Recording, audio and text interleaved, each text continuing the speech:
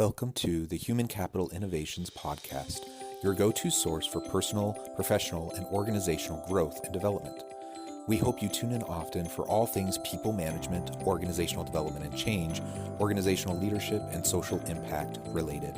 Maximize your personal and organizational potential with Human Capital Innovations Podcast.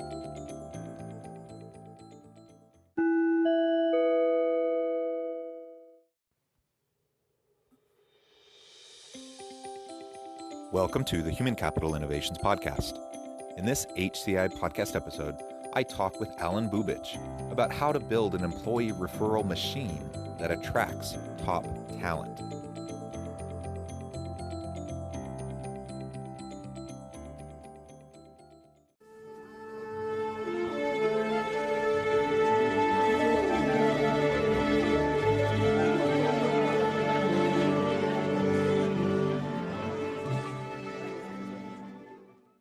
Alen Bubich, welcome to the Human Capital Innovations Podcast.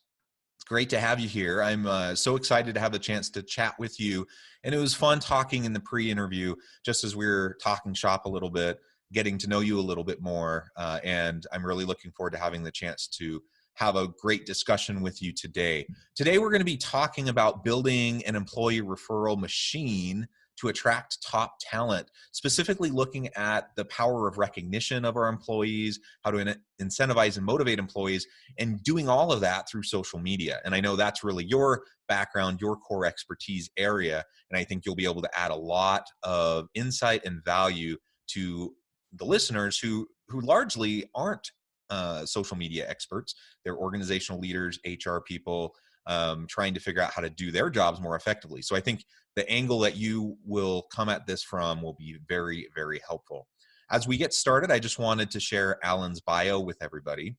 Alen is the founder of Social Horsepower. With over 10 years of working in the social media marketing industry, he is highly skilled in search engine optimization, Oracle database, PHP, MVC, and Scrum. And I don't even know what all those things are, but that sounds really interesting. Alen and his team have saved customers like Accenture, Highmark, Lenovo, Mitsubishi, Samsung, and more. His various successful social media projects have sent a combined 25 million plus posts to Facebook, Twitter, and LinkedIn. Very, very interesting, great background. It looks like your company is doing some great things. So thank you so much for joining me today. And I look forward to this great discussion. As we get started and before we really launch into the conversation, anything else you would like to share by way of personal background, personal context, to help our listeners understand a little bit more about you? Yeah, no, I mean, thank you for that warm welcome, Jonathan. Obviously, really appreciate the opportunity to be on the show and chat with you and learn more about HR. So, as you've mentioned, my background is in social media, and not only do I own Social Horsepower, which is an employee advocacy tool, but I also happen to be the founder at City Blast, where we've helped over 3,000 real estate agents and mortgage professionals manage their Facebook, Twitter, and LinkedIn. So, in terms of having an understanding of how social media works at the most granular level, I've been doing this for a long time, over a decade. And as you mentioned, we've served Accenture, Highmark, Lenovo, Mitsubishi, Rheem, Samsung. We've had a lot of high profile clients, and we've had clients all the way down to, mom and pop shop, real estate agent, one person with a tile kind of hung out in front of their main street store. So we've really run the whole gambit and had a lot of opportunity from a grassroots level and like a front row to see how social media works. So full disclosure, I'm not a human resource expert, but definitely that's where I'm going to lean on you in today's conversation to learn more about that side of the business. Excellent. And like I said, I'm not a social media expert, so I think we're a good complementary pair here as we try to explore this together. And I really love the idea and just the way you frame your business and this HR aspect of your business in terms of building an employee referral machine and leveraging social media to do that. So why don't we start there? And if you could tell me a little bit more about what you mean by that, and then we can start to dissect it and dive in a little bit more specifically. Yeah, it's a great segue. So we've been having quite a few clients who've been coming to us to help them build their referral process. And we've learned a lot about that. And even as, I'm a software developer by trade. So um, learning about how important human capital is to your business was pretty eye-opening for me, especially someone who deals with ones and zeros, which is what I do. So having to go and completely turn around to, these soft um, skills was a massive change for me and a big eye-opener. And I didn't realize how important employees are to your company.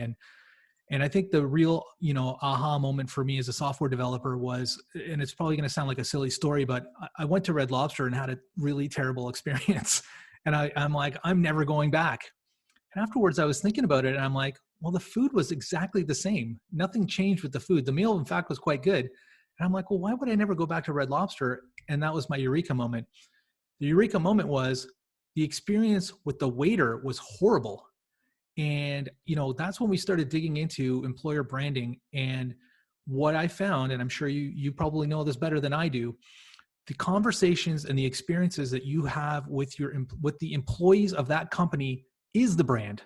That's actually how you feel and think about that particular brand, unless you're all the way down the line at a consumer commodity. But for the most part, if you're in a B2B or in a B2C with a higher price ticket, the way that the employees treat you and the way you treat the employees in those interactions is how you feel about the company. So I know that probably sounds silly, but that was my eureka moment in realizing what the employees actually do mean to your bottom line, from top to bottom. So I don't know if you've ever had a similar experience, but that was my aha moment.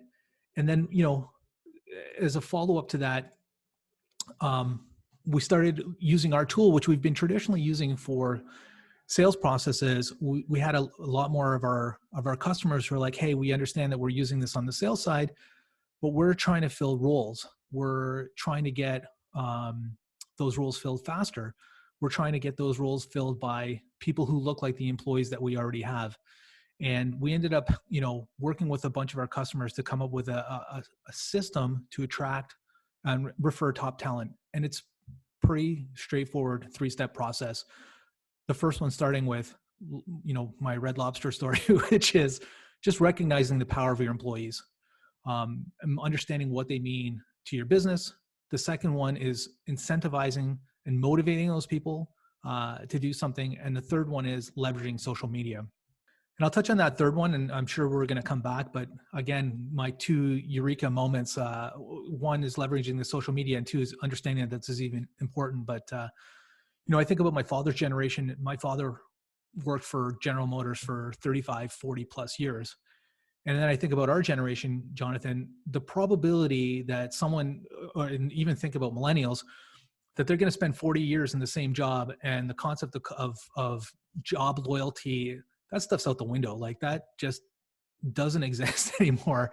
And leveraging social media to attract these folks, help explain to millennials or anyone else in that either side of that borderline, what your company offers them is going to be a game changer. It's going to differentiate who you are as a company. It's going to help you with your hiring process, and it's going to reduce hiring friction.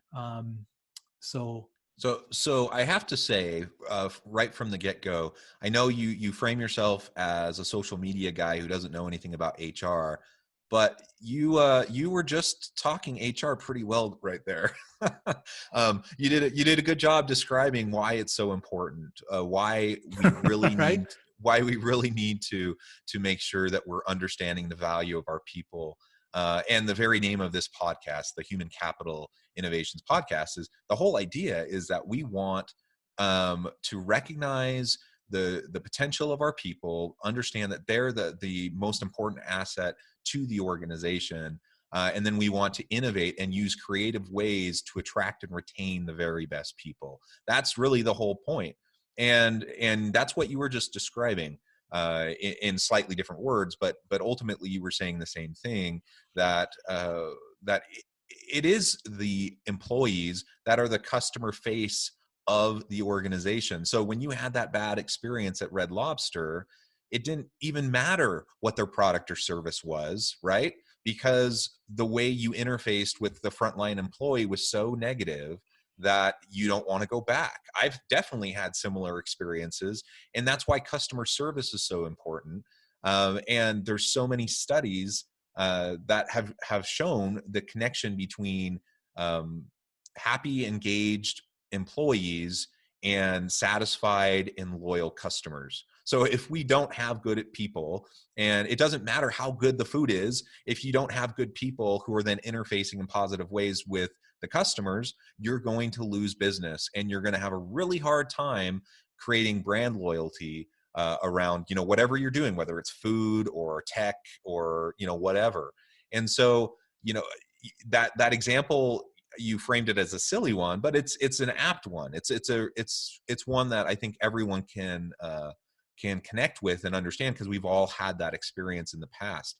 And so the question then for leaders when they're thinking about that is, okay, if we know the damage that one bad waiter can have for a whole restaurant chain, and the damage towards the brand, the damage that can be done towards the customer experience, then how are we going to prioritize the human capital component of our business to make sure that our product or service, whatever it is, meets the end of the row and actually will have the impact that we want to have?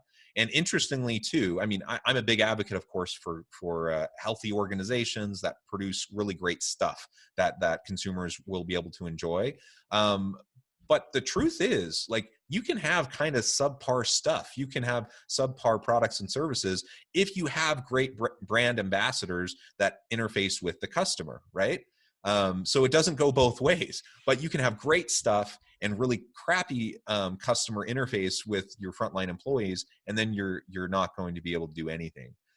So certainly we want both, right? We want great products and services that are cutting edge, that will ultimately differentiate ourselves in the marketplace and add tremendous value. But we have to have the people that will connect with the customers, and we need to recognize that additionally, the people are the ones that are going to be creating the products and services. They're the ones that are going to be innovating and ultimately creating value for the marketplace.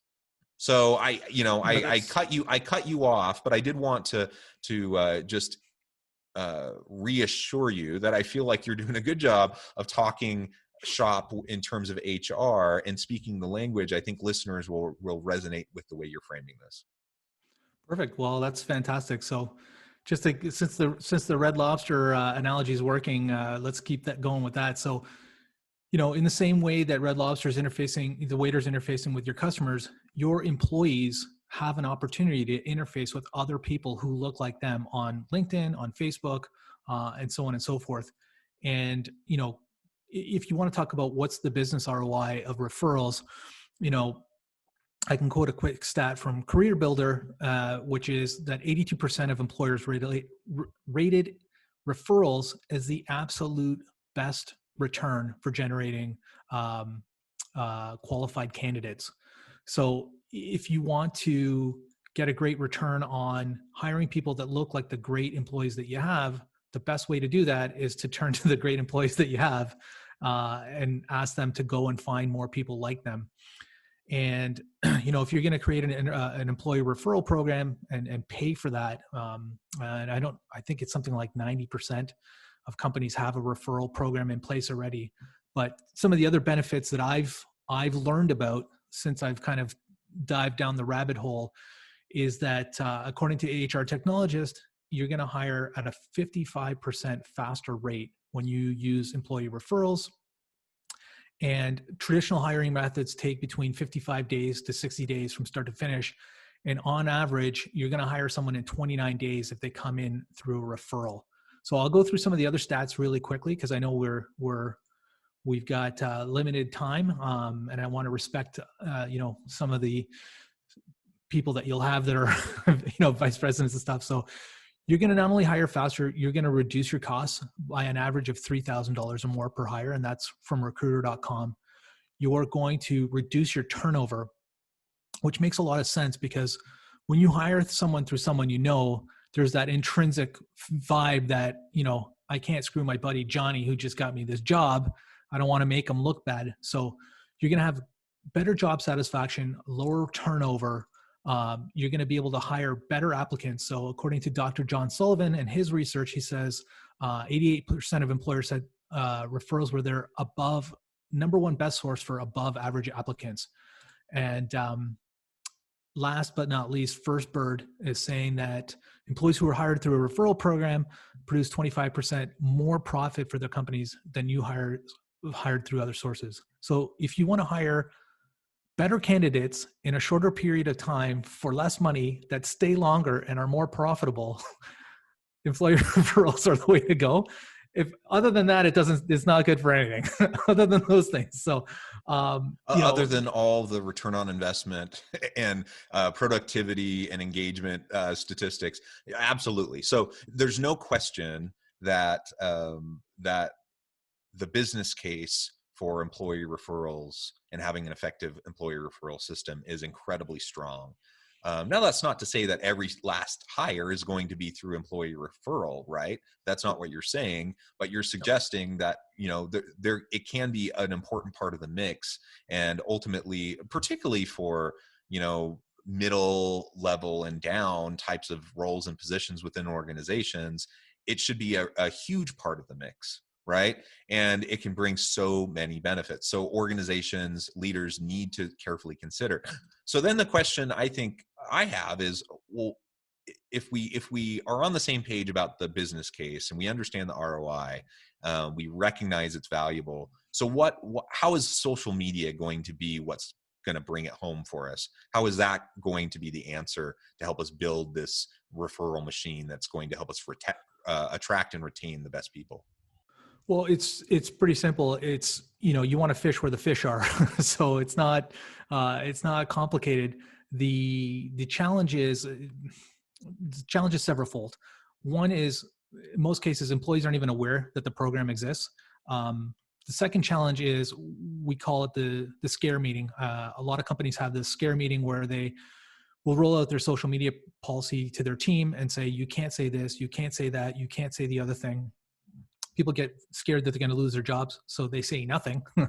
And the third thing is, again, not knowing what to say.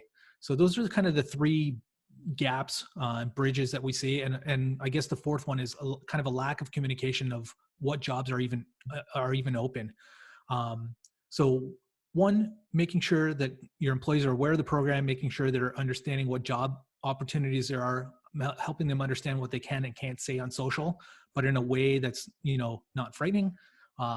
The second one is communicating their incentives and rewards that are available to them if they do decide to participate in the program, so that's kind of clearly laid out. There's no, ambiguity around what is and isn't there.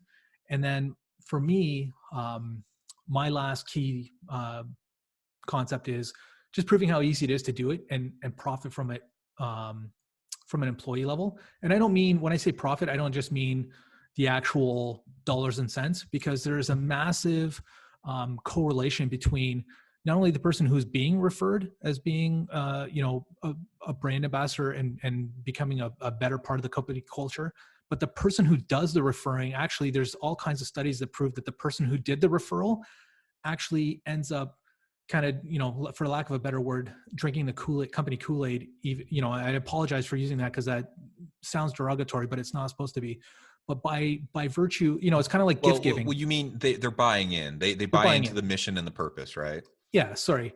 So it's kind of like gift giving. The person who gives the gift actually feels better about it than the person receiving it. So so profiting as a company and getting people to buy into the company culture, it's a nice two-way street.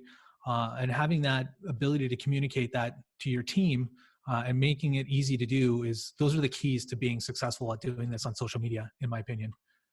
So walk me through real quick, and for the listeners, walk us through kind of the logistics of what this could look like. So, if we wanted to use your organization to help us with the social media campaign that will help us to create this employee referral machine, what does that look like? Yeah. So, and again, they don't have to use our tool. You can certainly do this manually, and we're not the only trick in town. So we happen to be the best one. But basically, in my opinion, what ends up happening is there's two real keys to social media success, irrespective of what your actual social media goal is. And those two things are time and consistency. And what ends up happening is, and we preach this at City Blast to our 3,000 real estate members, because we're an outsourced social media product for them. They say, well, why don't I do it myself? Well, you don't do it yourself because it sounds like a great idea today, but 9 months from now, you're going to forget to post and you're not posting consistently. And so what we see with companies is they say, we're going to start an employee referral program. And the first 3 weeks of the ERP are amazing, right? Everyone's holding hands, everyone's singing Kumbaya, everybody's sharing the social.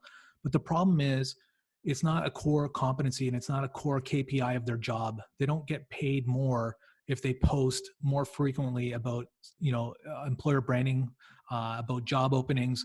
So there's no success metric around their job. So of course it's going to fall off the radar for them because it's just not a key component of their job. So in my humble opinion, yeah, you can do this manually. It can be done with certain organizations, smaller organizations, but I think it's really tough to get time and consistency. So my suggestion always in this circumstance is to leverage a tool. You know what I mean? You wouldn't, you can do a spreadsheet by hand, but everyone on this call is on Excel or Google Sheets. So that's kind of what we do. We help put someone who's accountable for the long-term consistent success of your ERP solution and your employer branding program. We allow you to gather the content and the job openings that you currently have, centralize that, and then our system allows you to stage that content on behalf of your employees consistently over time. So, of course, like I said, there's other tools in the market that do it. I think we've got a unique scenario in that we let you stage that content on behalf of the employees, which I think is the most powerful aspect of it. But again, by having a tool, you can help to share this across everyone's Facebook, Twitter, and LinkedIn. And again, what a tool that lets you do is, like ours, is centralize the statistical reporting. So now you can see what content that I've put out in terms of employer branding was the most successful. Do people want to know about our after work activities? Do people want to know about our charitable foundation and the kind of charitable works that we're doing? What kind of information do future prospects who are considering our company? You can look at the content that you've produced that's been shared across these channels by your employees and see what's attracting the most applicants. And we've got a full 360 integration with Workday, eRecruiter, Greenhouse. So not only can you see what content is producing the most results, but you can see which employees are driving the most applicants through a system like ours. So having the ability to systematize this, I think, is probably the key factor to long-term success with employee referrals.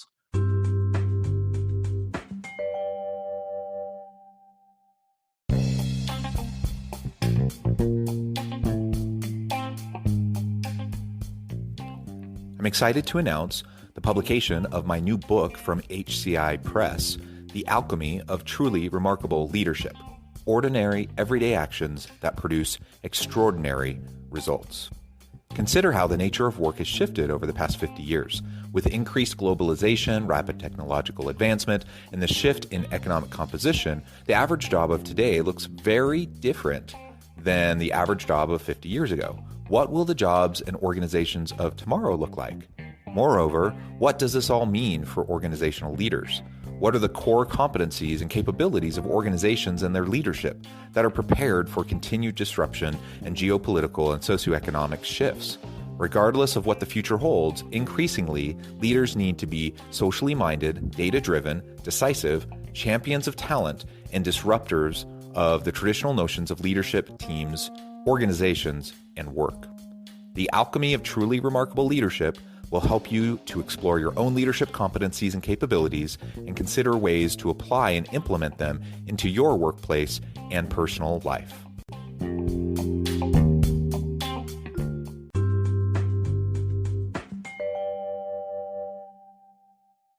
Yeah, well, thank you. I appreciate that explanation, and that's certainly been my experience. As I do consulting work and run my shop on the side of kind of my own full-time gig, I recognize that, one, I don't have the expertise around social media that I probably would need to have to be truly successful. Two, I just don't have the time or the attention to give to it consistently over time. So there's fits and starts, right? And spurts, but it's not consistent. And my understanding is consistency is pretty darn important when it comes to having broad social media impact. And then the analytics side, I think, is so vital. Targeted social media blasts and then measuring everything and understanding the impact will allow you to better target your ads, target your approach, and refine it over time. So I'm all for this idea of systematizing it and making sure that we're consistent over time. And like you were saying, throughout the conversation today, recognizing the value of employee referrals to the health and the success of your organization is super important. And because not only does it bring in people that know somebody who can kind of be their social support within the organization as a new employee, it reinforces the commitment of the employee making the referral to the organization, and it signals to everyone in the organization that you value your people, and there's going to be opportunities both for them to move in and up within the organization, but also for people that they care about, their friends, their family, to do the same. It's really a win-win-win kind of a scenario if we can leverage it correctly. And my experience has been that a lot of organizations see the value, they understand the business case and the ROI, but they just don't have it systematized. And to your point about the KPIs, if it's not measured and if no one's held accountable to it, ultimately it's just not going to get done. One of the other interesting things that we're seeing right now as well, and again, I'm not an HR expert, and I've never done anything at this kind of level, is one of our clients, FleetCor, and they've got about 8,000 employees. They are a logistics financier. They have made a bunch of acquisitions, and they're rolling up these companies with disparate names, disparate employees into kind of one behemoth mothership. And the way I'm watching them use it, employer branding, is a completely different animal. So yes, they're using the employee referral program system that we've helped them kind of build out.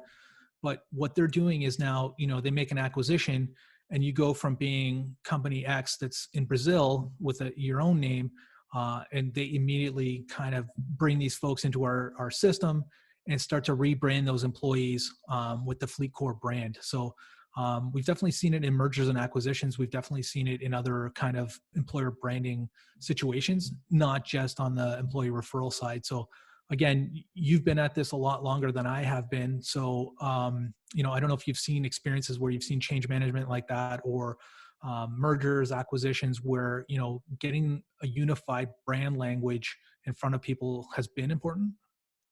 Yes. So certainly it's always important, and very often it fails miserably, frankly. So lots of mergers and acquisitions. There's a variety of motives behind why companies go about that process. But ultimately, at the end of the day, if your intention is to acquire or merge with another organization and not just take their client base, not just take some of their intellectual capital, but like really utilize their people as well. If that's the intention, then you have to create some sort of a cohesive employee brand and experience, and you have to help existing people to connect with and buy into the parent company's culture and mission and new ways of doing things, because policies and practices are going to shift now that you have different owners. And doing that successfully is very, very difficult. Most organizations don't do it successfully. And so you end up just having lots of extra headaches. And unfortunately, what often happens is you have a merger or an acquisition occur, and then you just have massive exodus of people within those organizations that for whatever reason, they end up not wanting to stick it out with the new ownership. They don't buy into the mission or the values of the parent organization. There's a whole huge variety of reasons why people might leave. But if your goal is to acquire an organization and their talent, and then you have a huge proportion of that talent end up leaving, then you're not accomplishing what you had hoped to accomplish. So organizations definitely need to be thoughtful about that. Let me ask you this question, since you're the expert and I'm the good looks on this call. I know that we're seeing an uptick. We've seen a 2,700% uptick on engagement and production of LinkedIn content. So as we all know, everyone's on lockdown. The world is, sales conferences, webinars, belly to belly sales, all that stuff's been moved to LinkedIn, and the traffic numbers back that. So from our experience, we're seeing a ton of traction on sales teams coming to us for help. How important has social media become to the HR process? Because that's kind of opaque to me. Obviously, I know the sales world intimately. I know the social media world. Is this on the radar for HR teams? Is this becoming more important? Because I know even as short as 5 years ago, maybe it wasn't there yet. Has that changed? What's your perception on that? Yeah, good question. And it is changing. And it really depends on the organization, the industry, and the sophistication, I think, of the HR function within a particular organization. Certainly, the field of HR and HR in practice, kind of on the cutting edge, is absolutely going to be utilizing everything that we're talking about. And they're going to definitely understand and recognize the need to utilize social media to support their functions and the analytics side.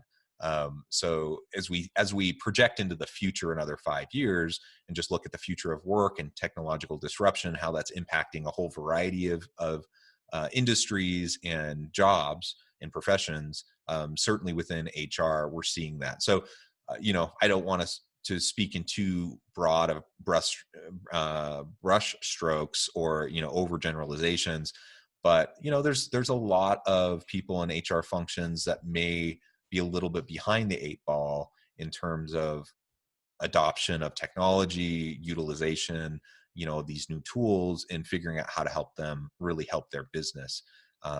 But as a general field, as a general a functional area within organizations, and particularly the more sophisticated HR leaders are utilizing this and understand the importance of it. Would these HR leaders, would they be liaisoning with their social media team on a product like this or a project like this, where they're saying, hey, we want to make employer branding and we want to, make employee referrals and gathering applicants via social media. We want to make that a priority. Is that something they would be working on their own? Is that something they would be working on in conjunction with their social media teams? How would you see some of these larger companies? How would you see a rollout like that happening in your mind? Well, it happens both of those ways. Sometimes they're doing it on their own. That's obviously not going to be as effective. Sometimes, they're really not doing much of anything structured, but they're encouraging, hiring managers in various departments or functional areas across the organization to share things and post on social media when there's job openings and such.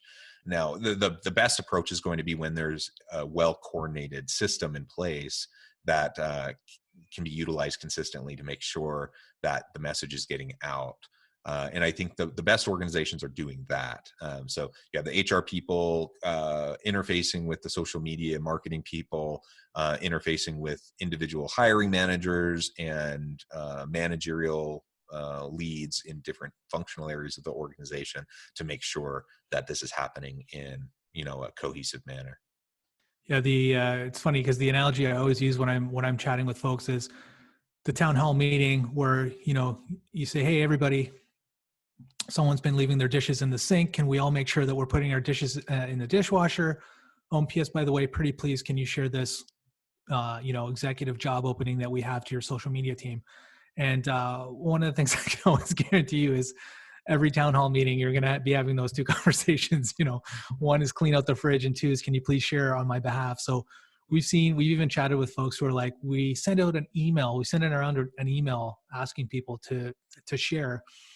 And, any system, any project, anything that you're working on, that's going to fall down when it's not a system. And when everybody's responsible, no one's accountable. I'm sure we've all heard that saying before. And that's kind of another challenge with social media, because the social media promise is that it's about people. And, ask yourself, when was the last time I had a meaningful interaction with the Unilever homepage on Facebook?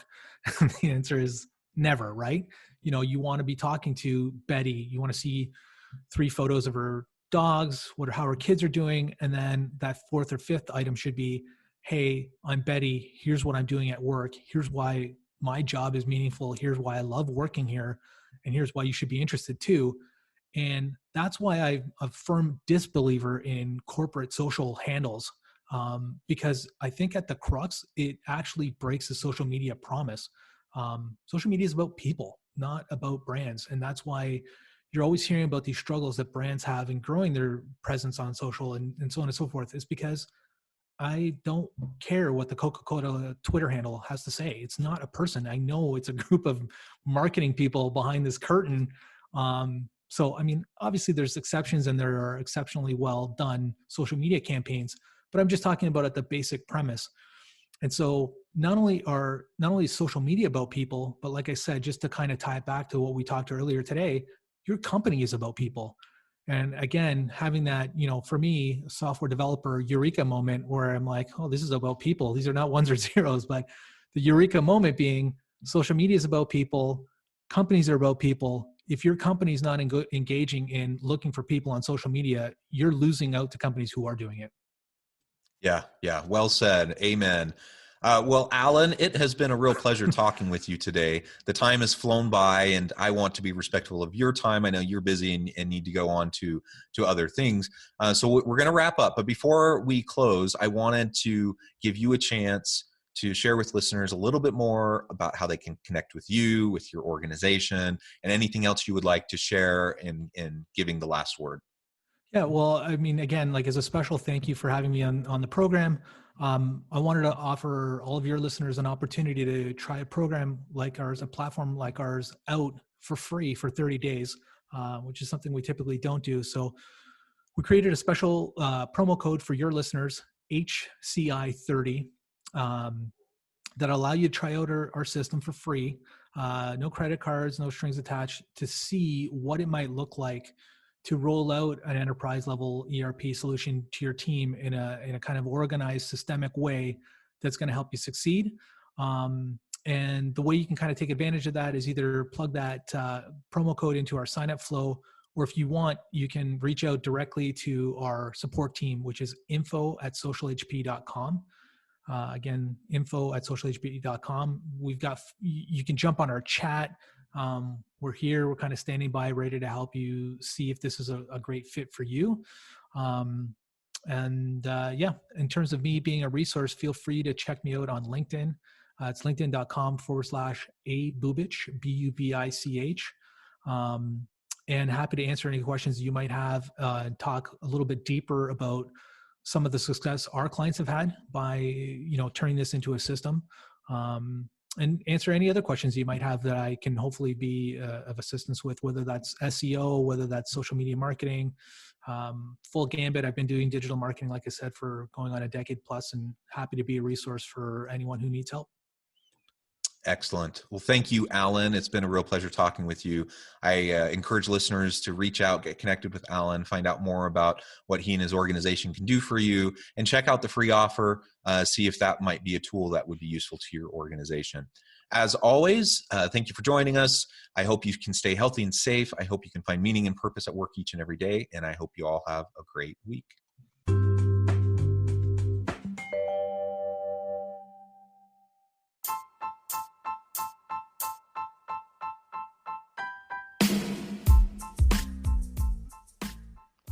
We are excited about the launch of HCI's new magazine, Human Capital Leadership.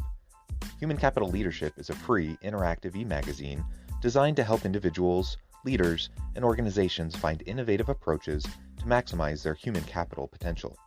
We will be publishing issues quarterly in August, November, February, and May.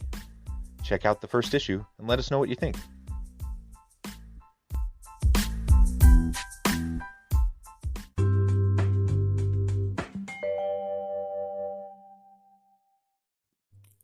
Thanks again for joining us for this episode of the Human Capital Innovations Podcast.